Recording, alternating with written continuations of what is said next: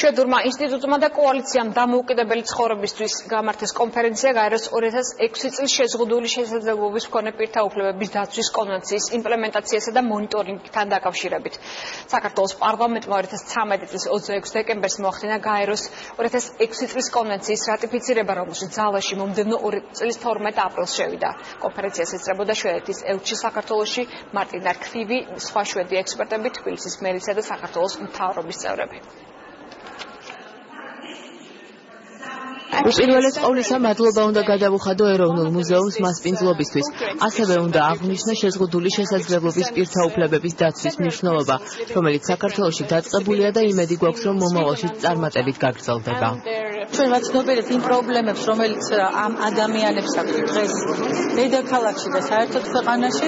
აქედან გამომდინარე, ერთის რომ ჩვენ გვეგმოთ, რომ 2016 წელს კიდევ უფრო მრავალფეროვანი გავხადოთ ეს მხარდაჭერა და მეორეს მხრივ სხვადასხვა მიზნობრივი შეხვედრებით კიდევ უფრო მეტად გავაძლიეროთ იმ პრობლემების გამოვლენა, რომელიც დღეს არსებობს.